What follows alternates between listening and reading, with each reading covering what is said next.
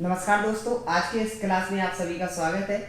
आज मैं आपके सामने मैथ के लिए बेसिक की क्लास लाया हूं, जो कि आपकी शिक्षक भर्ती के लिए बहुत ही महत्वपूर्ण उपयोगी होगी। इसमें आप शुरुआत से ही बहुत सी चीजें सीखोगे। तो आज मैं आपके सामने लाया हूं संख्या पद्धति, और पहला टॉपिक है आपका संख्या पद्धति, जो कि ये स्टार्टिंग ही यहाँ से होती है और बहुत ही महत्वपूर्ण टॉपिक है। तो आज हम किसके बारे में पढ़ेंगे? संख्या पद्धति के बारे में पढ़ेंगे। इसमें हम जानेंगे संख्या कहलाती क्या है, कितने प्रकार की होती हैं, किस प्रकार हम उनको दैनिक जीवन में उपयोग करते हैं और किस प्रकार से एग्जाम में इनसे क्वेश्चन पूछे जा सकते हैं। तो देखिए, आप आज का आपका टॉपिक है संख्या पद्धति। संख्या पद्धति को हम क्या बोलते हैं? Number system. तो संख्या पद्धति में संख्या कितने प्रकार की होती है? दो प्रकार की होती हैं। एक होती है आपकी वास्तविक संख्या, दूसरी होती है आपकी समृद्ध संख्या। समृद्ध संख्या, तो अब इस वास्तविक संख्याएं जो है वो दो प्रकार की होती हैं। वास्तविक संख्याओं में परमेय संख्या, अपरिमेय संख्या। परमेय संख्या पुनः परिमेय संख्याओं के अंतर्गत आती है पूर्णांक, पूर्णांक के बाद आती है आपकी पूर्ण संख्या, पूर्ण के बाद आती है आपकी प्राकृतिक संख्या। इसमें सबसे पहले हम पढ़ेंगे प्राकृतिक संख्याओं के बारे में। प्राकृतिक संख्या कहलाती क्या है? तो देखिए, जब प्राकृतिक संख्याओं के बारे में पढ़ेंगे तो प्राकृतिक संख्याओं को बोलते हैं नेचुरल नंबर।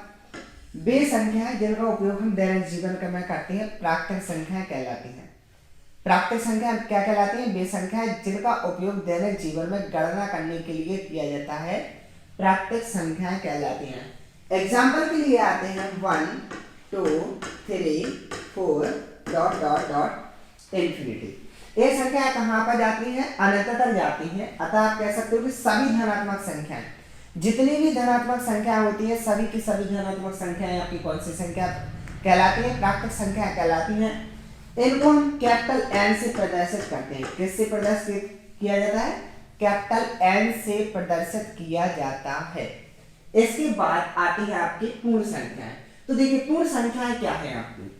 वे संख्याएं जो जीरो से प्रारंभ होती हैं पूर्ण संख्याएं कहलाती हैं। वे कौन सी संख्या है? वे संख्या जो जीरो से प्रारंभ होती हैं पूर्ण संख्याएं कहलाती हैं। पूर्ण संख्याओं, प्राकृतिक संख्याओं में हम क्या कर देते हैं? यदि हम शून्य को ऐड कर दें, क्या कर दें? प्राकृतिक संख्याओं में शून्य को ऐड कर देते हैं तो जो संख्याएं हमें प्राप्त होती हैं वो कौन सी संख्याएं कहलाती हैं? पूर्ण संख्याएं कहलाती हैं। इसके बाद आती हैं आपके पूर्णांक। इसके बाद क्या आते हैं आपके? पूर्णांक। पूर्णांक देखिएगा, अब पूर्ण संख्याओं में हमने क्या लिया? शून्य लिया और सभी धनात्मक संख्याएं ली। हमने शून्य लिया और सभी की सभी धनात्मक संख्याएं ली।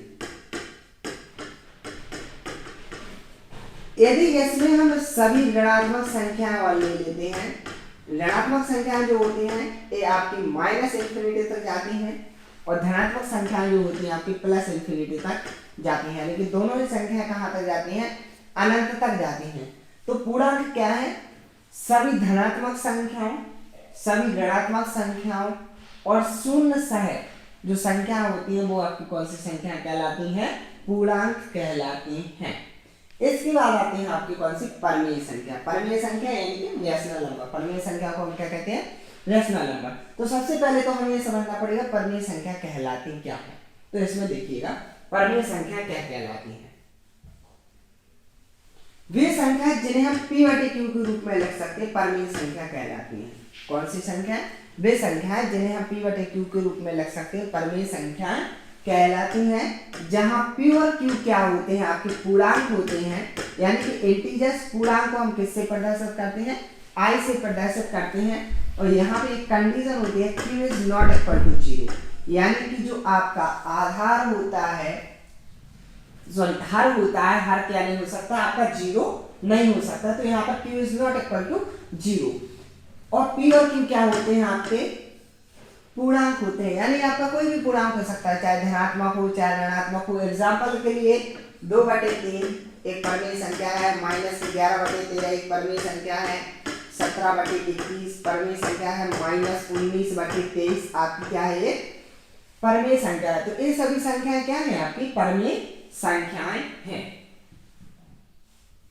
इसमें देखिएगा, यदि हम आपके सामने एक संख्या लिख दें -2/0,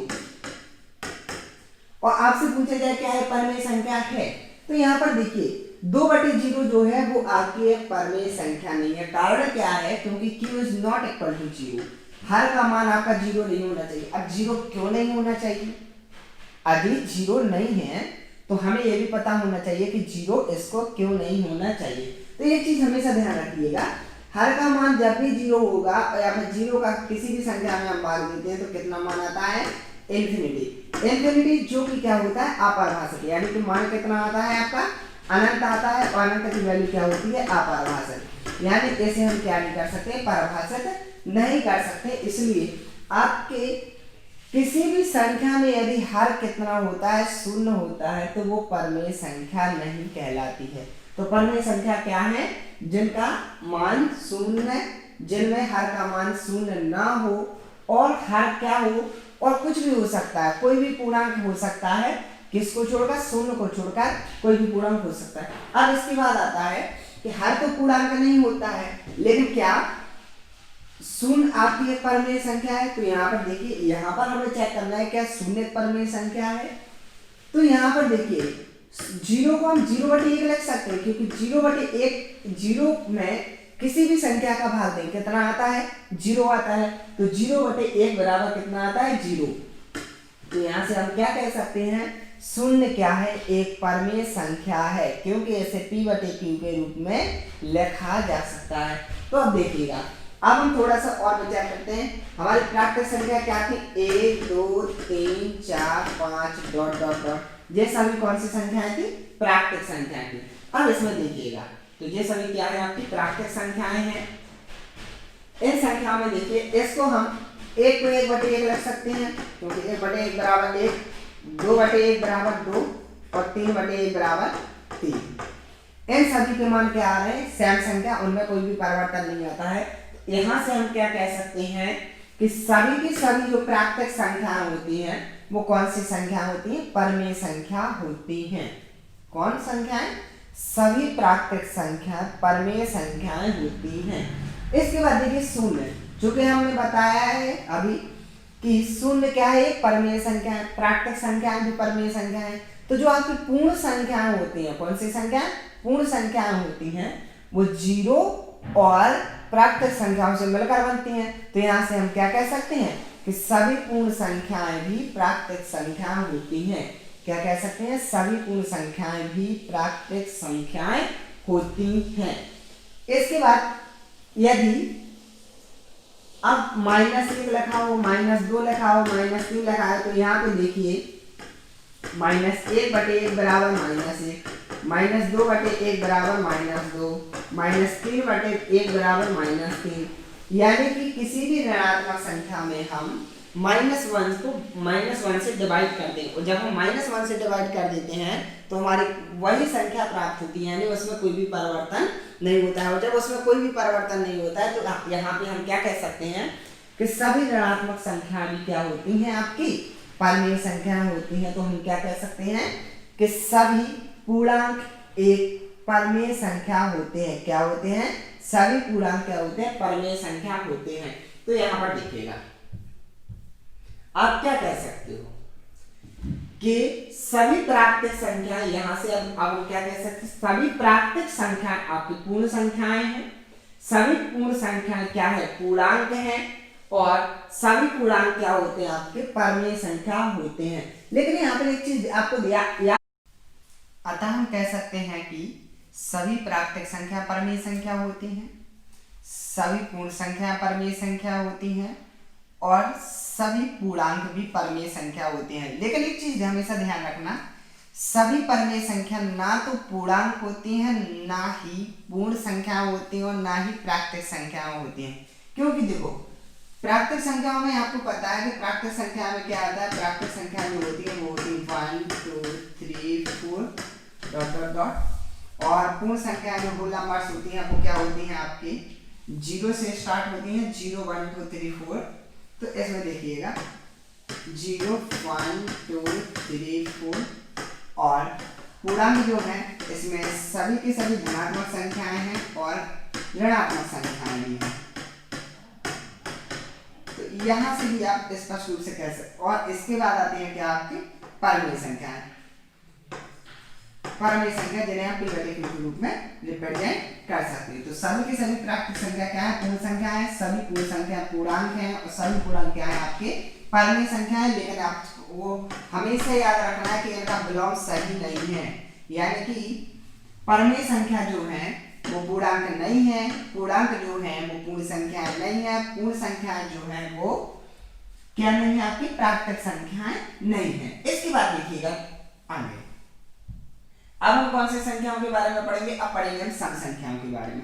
सम संख्याएं क्या कहलाती हैं? सम संख्या को हम क्या बोलते हैं? इवन नंबर, सम संख्याएं।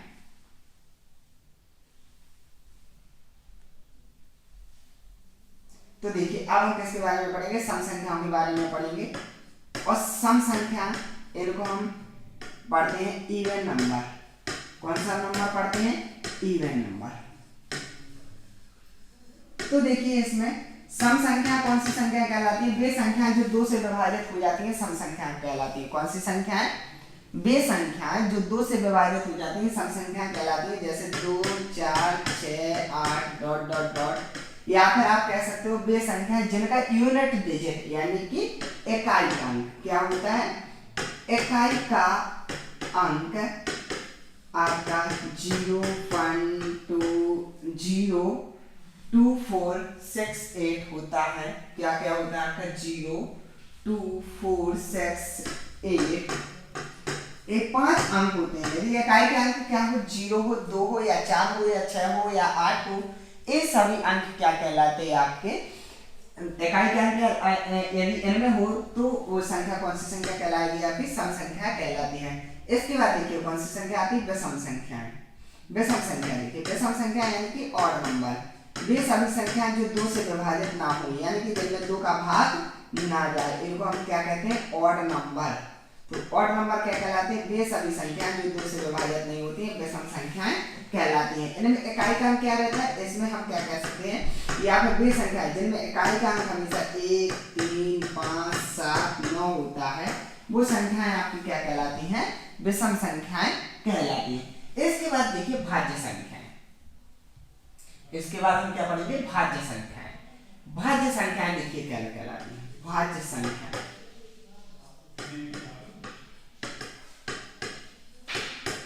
भाज्य संख्याओं को हम बोलते हैं कंपोजिट नंबर।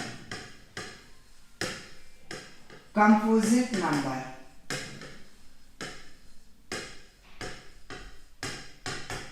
इसमें देखिए भाज्य संख्या कहलाती क्या है?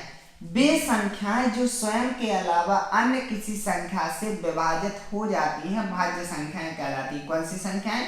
वे संख्याएं जो स्वयं के अलावा अन्य किसी संख्या से भी विभाजित हो जाती हैं वे संख्या कहलाती हैं भाज्य संख्याएं। तो इसमें देखिए जैसे हमने एक संख्या लिखी 8, तो 8 आप कह सकते हो 2 से भी विभाजित होती है, 4 से भी विभाजित होती है और 1 से भी विभाजित होती है। हालांकि 1 से तो आपकी सभी संख्याएं क्या होती हैं? विभाजित होती हैं। तो वो संख्या क्या कहलाती हैं? भाज्य संख्याएं कहलाती हैं। एक संख्या और लेते हैं हम 10 लेते हैं, या 18 है तो 18 देखो 2 से भी विभाजित है, 3 से भी विभाजित है, 6 से भी विभाजित है, 9 से भी विभाजित है। तो ये सभी संख्याओं से क्या है? विभाजित है। एक संख्या ली अगर हमने 12 ली तो ये 2 से भी है, 3 से भी है और 4 से भी है। तो ये सभी इन सभी संख्याओं से क्या है? विभाजित। तो वे सभी संख्याएं जो स्वयं के अलावा अन्य किसी संख्या से भी विभाजित होती हैं क्या कहलाती हैं? भाज्य संख्याएं कहलाती हैं। इसके बाद जो संख्याएं आती हैं वो संख्याएं आपकी कौन सी संख्या? अभाज्य संख्याएं। कौन सी संख्या है आपकी? अभाज्य संख्याएं। तो अब देखो अभाज्य संख्या कौन सी संख्याएं कहलाती हैं? वे संख्याएं जो स्वयं के अलावा अन्य किसी संख्या से विभाजित नहीं होते हैं, इनको हम बोलते हैं प्राइम नंबर। Prime number.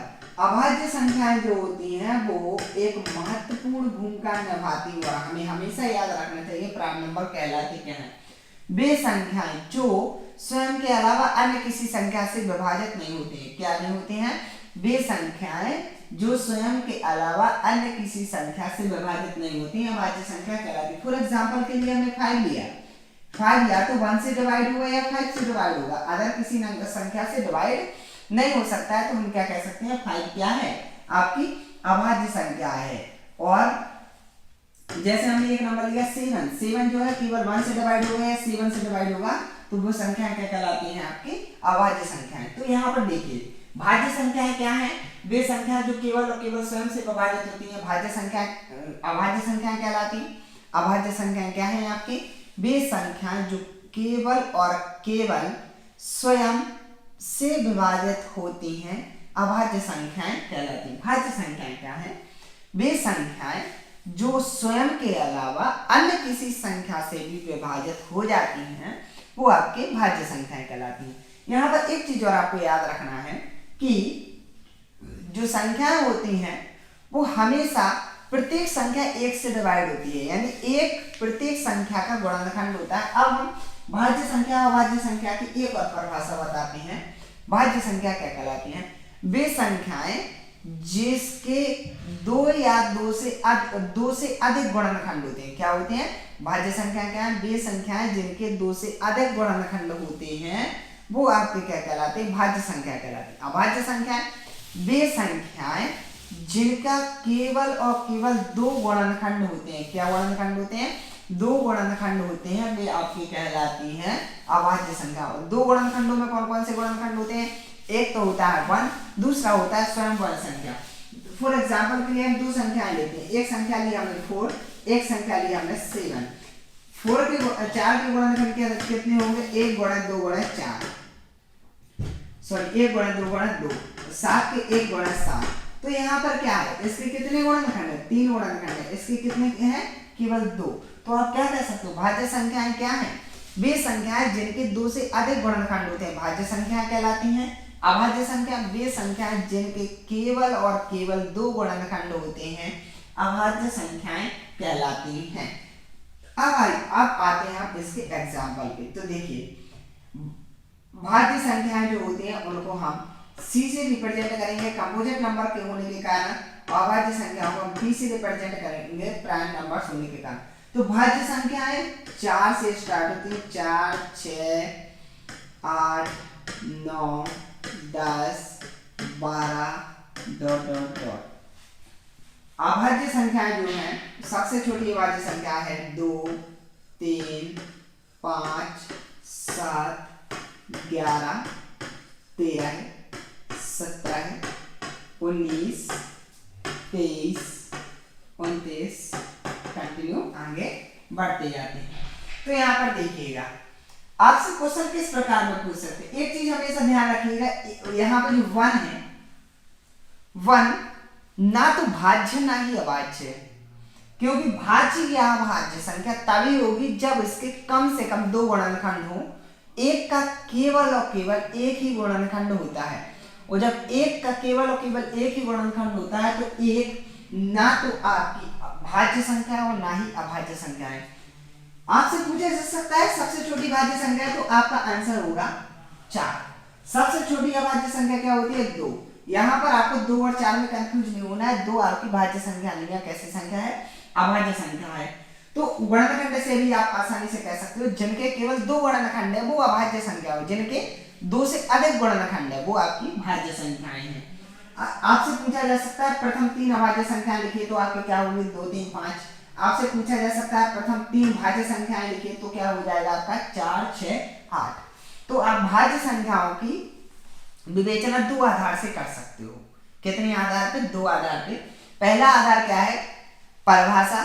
परिभाषा क्या कहती है, वे संख्याएं जो केवल और केवल स्वयं और एक से विभाजित होती हैं अभाज्य संख्या कहलाती हैं, और वे संख्याएं जो स्वयं के अलावा अन्य किसी संख्या से विभाजित होती हैं भाज्य संख्याएं कहलाती हैं। दूसरा आधार मानते हैं गुणनखंड को। यहाँ पर एक चीज हमेशा आपको ध्यान रखना है, एक सदैव प्रत्येक संख्या का गुणनखंड होता है। वे संख्याएं जिनके 2 से अधिक गुणनखंड होते हैं वो आपकी भाज्य संख्या कहलाती हैं, और जिनके केवल और केवल 2 गुणनखंड होते हैं अभाज्य संख्याएं कहलाती हैं। इसके बाद नेक्स्ट आगे बढ़ते हैं। अब देखते हैं, अब देखो अभी हमने किसके बारे में पढ़ा था, विषम संख्याओं के बारे में पढ़ा था, सॉरी। अब देखिए नेक्स्ट आगे जो है इसमें देखिएगा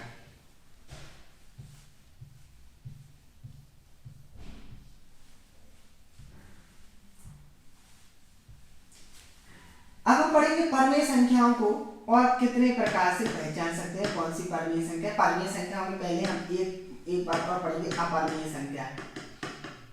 अपरमेय संख्या क्या कहलाती है? वे संख्या जिन्हें हम p/q के रूप में नहीं लिख सकते। कौन सी संख्या?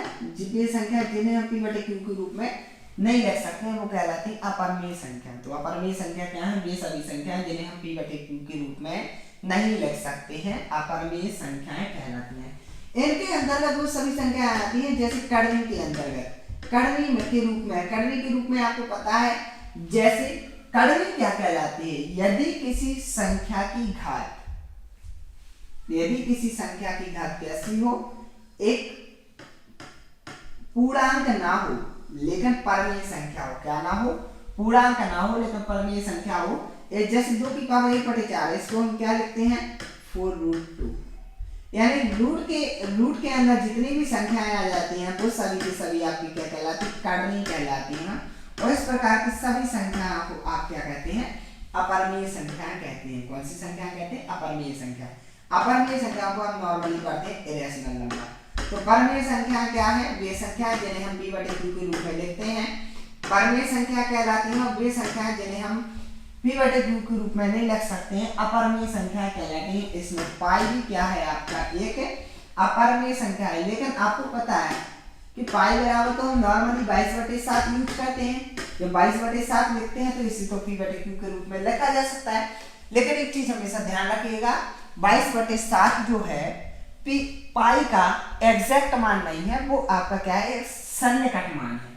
अब इसमें देखिए, परमेय और अपरमेय में हम अंतर किस प्रकार कर सकते हैं? कैसे पता कर सकते हैं कि वो कोई संख्या क्या है, परमेय है या अपरमेय है? तो ये देखने के लिए देखिए हम किस प्रकार करते हैं।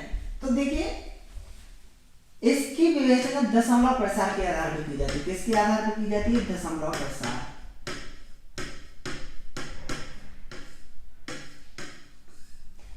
दशमलव प्रसार को हम कहते हैं डेसिमल एक्सपेंशन।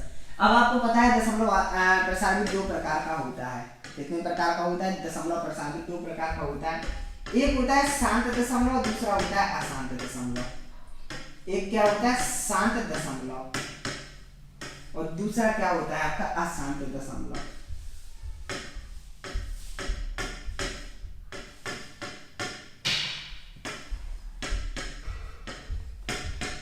इसमें देखिए, शांत दशमलव क्या कहलाता है, अशांत दशमलव क्या कहलाता है? जब हम किसी संख्या को किसी से डिवाइड करते हैं, भाग देते हैं, शांत को हम क्या कहते हैं? टर्मिनेटिंग डेसिमल एक्सपेंशन, शांत दशमलव प्रसार। यदि किसी संख्या का हम किसी संख्या में भाग देते हैं और भाग पूरा चला जाता है, यानी कि रिमाइंडर 0 बचता है, शेषफल कितना आता है? 0 आता है, तो उस स्थिति में हम उसको क्या कहते हैं? शांत दशमलव कहते हैं। जैसे हमने 4 का भाग दिया 5 में, तो कितना आ जाता है? 4 एकम 4, 4 दूनी 8, 4 पंचे 20, 1.25 आपका पूरा भाग चला जाता है, तो इसको हम क्या बोलते हैं? शांत दशमलव। अगर आपने 10 का भाग दिया इसमें 3 में, 3 का भाग दिया तो 3 का 9, फिर 3 का 9, फिर 3 का 9, फिर 3 का 9 डॉट डॉट डॉट। और यदि शेषफल 0 नहीं आता है तो उस स्थिति में हम उसको क्या कहते हैं? तो उसका दशमलव प्रसार कैसा है? अशांत है। तो दशमलव प्रसार 2 प्रकार का होता है, एक होता है शांत दशमलव, एक होता है अशांत दशमलव। अब देखिएगा, अशांत दशमलव पुनः आपका 2 प्रकार का होता है। अशांत दशमलव कितने प्रकार का होता है? आपका 2 प्रकार का होता है। तो अशांत दशमलव में देखिए कितने प्रकार? 2 प्रकार। पहला आता है आपका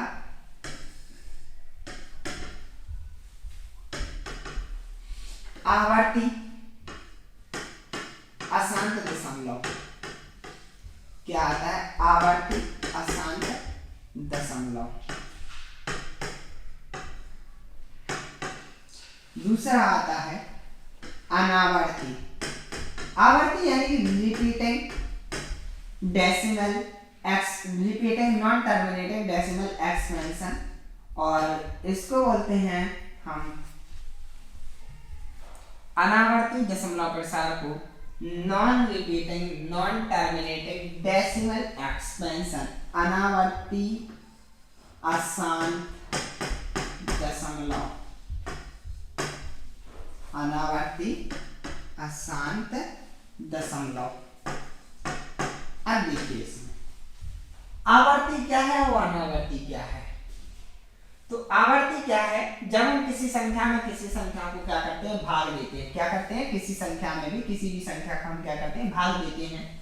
जैसे मान लीजिए हमने एक संख्या में भाग दिया, आपके सामने एक संख्या वही दी थी तो 3.33333 बार बार आती जाती है, बार बार आती जाती है, वो दशमलव प्रसाद शांत नहीं होता, तो इसको हम क्या कहते हैं, आवर्ती अशांत दशमलव।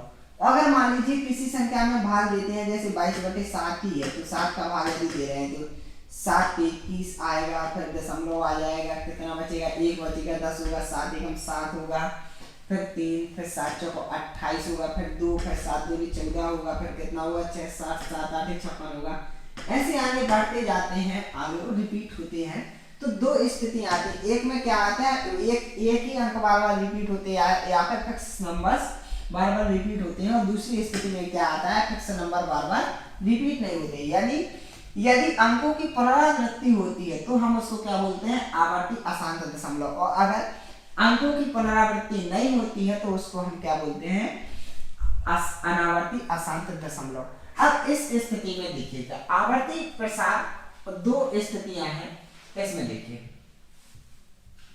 तो दशमलव प्रसार है आपका दो प्रकार का, शांत दशमलव, अशांत दशमलव। अशांत दशमलव के पुनः दो प्रकार होते हैं, आवर्ती अशांत दशमलव, अनावर्ती अशांत दशमलव।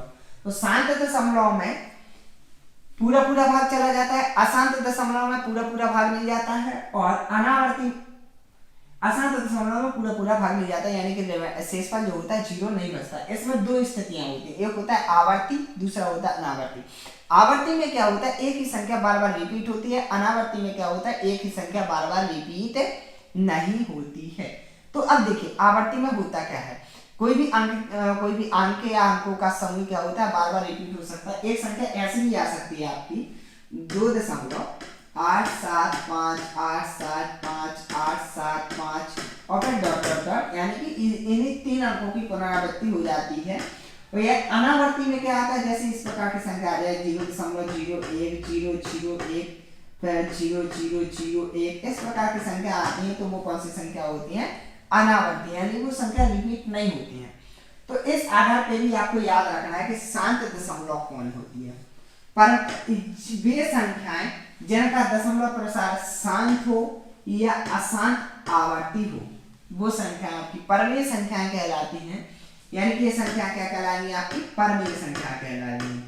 और वे संख्याएं जिनका दशमलव प्रसार अशांत अनावर्ती होता है, कैसा होता है, अशांत अनावर्ती होता है, वे संख्याएं आपकी अपरमेय संख्याएं कहलाती हैं। कौन सी संख्याएं कहलाती हैं, अपरमेय संख्याएं कहलाती हैं। तो आप क्या कह सकते हो, परमेय संख्या क्या है, वे संख्या जिनका दशमलव प्रसार शांत आवर्ती है, परमेय संख्या, या शांत आवर्ती भी हो, शांत भी हो सकता है, आवर्ती भी हो सकता है। अपरमेय संख्या क्या है, जिनका अनावर्ती होता है, दशमलव प्रसार अनावर्ती होता है, उनको हम क्या कहते हैं, अपरमेय संख्याएं कहते हैं। अब इसके बाद देखिए नेक्स्ट,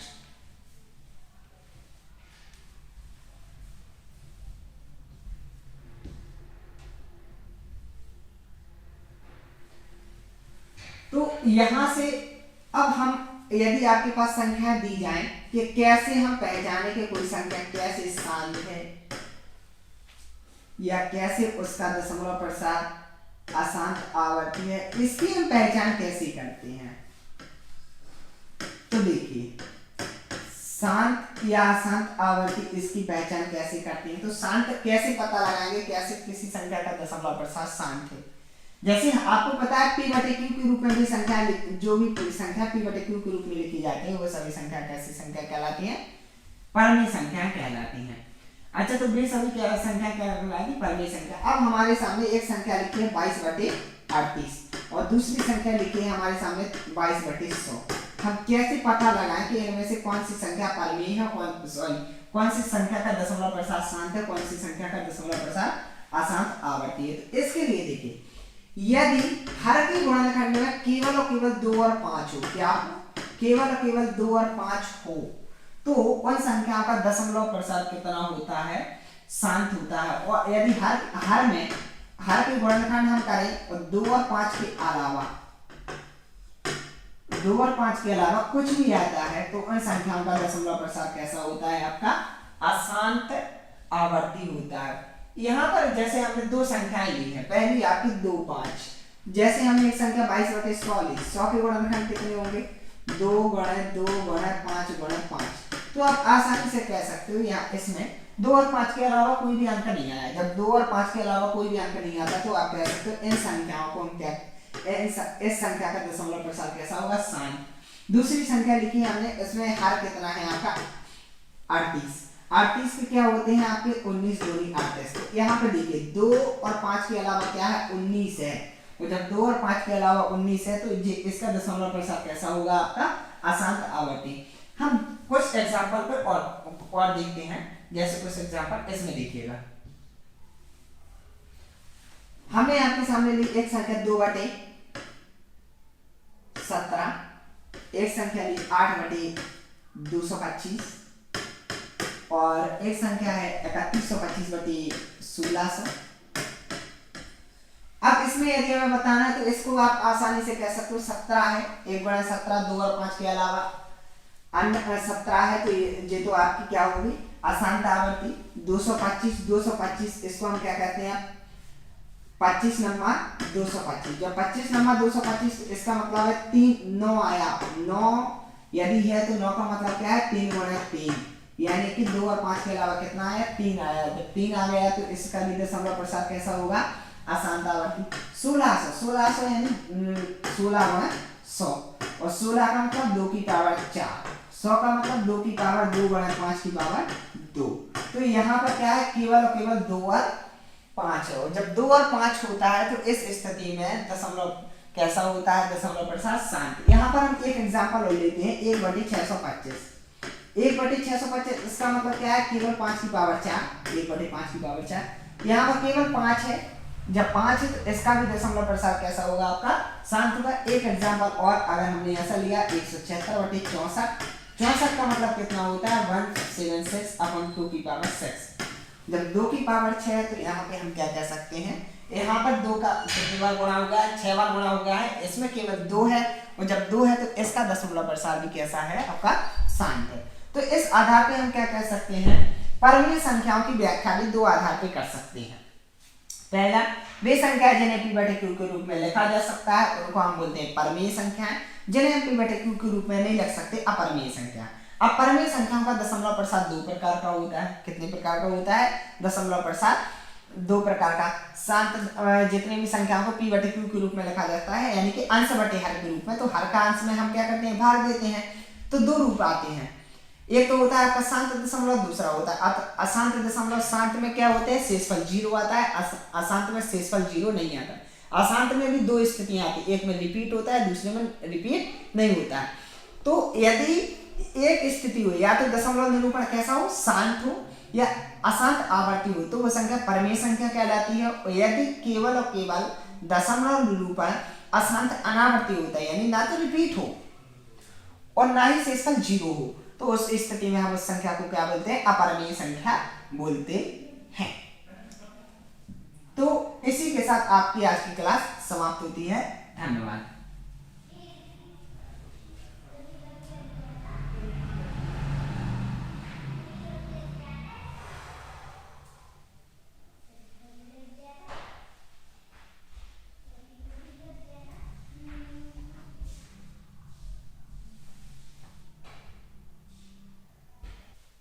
अब इसके आगे पढ़ेंगे हम स्थानीय मान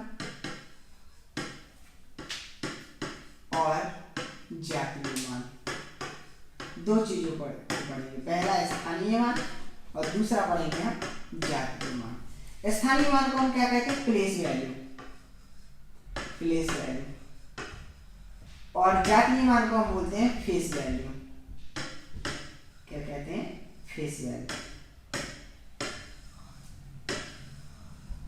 तो देखो स्थानीय मान क्या है, कोई संख्या जिस स्थान पर होती है वो उसका स्थानीय मान और उसका मल्टीपल होता है स्थानीय मान। जैसे इकाई का अंक हो तो 1 का मल्टीपल, दहाई का अंक हो तो 10 का गुणक, सैकड़ा का अंक हो तो 100 का गुणक, हजारवें स्थान पे अंक हो तो उसको हम क्या बोलते हैं, 1000 का गुणक। एक और जातीय मान जो होते हैं वो वही संख्या होती है, यानी किसी संख्या का जातीय मान एक वही संख्या होती है एक एग्जांपल लेते हैं 7923। इसमें अगर हम बात करें, अगर आपसे पूछा जाए दो का स्थानीय मान क्या है और जातीय मान क्या है, तो 2 का जातीय मान 2 ही होगा। 2 का जातीय मान कितना होगा? 2 होगा, यानी कि जातीय मान क्या है? 2। अब आता है स्थानीय मान। स्थानीय मान के लिए हम क्या देखते हैं? किस स्थान पे? इकाई, दहाई। तो किस स्थान पे? दहाई के स्थान पे है। अब दहाई के स्थान पे है तो हम 10 का मल्टीप्लाई करते हैं, तो इसका जातीय स्थानीय मान कितना होगा? 20। स्थानीय मान होगा 2 का 20 और जातीय मान कितना होगा? 2। अगर हम 7 का देखें तो 7 का स्थानीय मान देखो, 7,000 के स्थान पे तो 1,000 का गुणा कर लेंगे, तो 7 का स्थानीय मान कितना होगा? 7,000। और जातीय मान कितना होगा? जातीय मान आपका 7 ही होगा। तो स्थानीय मान क्या है? कोई संख्या जिस स्थान पे है वह स्थान और उस स्थान से उसका गुणा जिस स्थान पे है उसका स्थानीय मान कहलाता है, और जातीय मान वही संख्या कहलाती है। इसमें एक एग्जांपल और लेते हैं। फॉर एग्जांपल के लिए हमने एक संख्या लिखी 9 3 7 5 8 2 3 ये आपकी संख्या।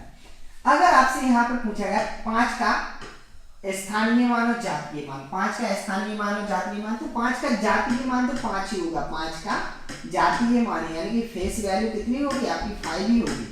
अब प्लेस वैल्यू कितनी होगी? तो प्लेस वैल्यू जो है 5 और मल्टीपल होगा इकाई, दहाई, सैकड़ा, हजार, 10,000। कितने का? 10,000 का मल्टीपल होगा, यानी कि आप कह सकते हो इसका स्थानीय मान कितना होगा? 50,000। 50,000 जो है वो क्या हो जाएगा? इसका स्थानीय मान। अब इसके बाद एक और संख्याएं आती हैं आपकी, और जो संख्याएं आती हैं उसमें देखिएगा सहअभाज्य संख्या।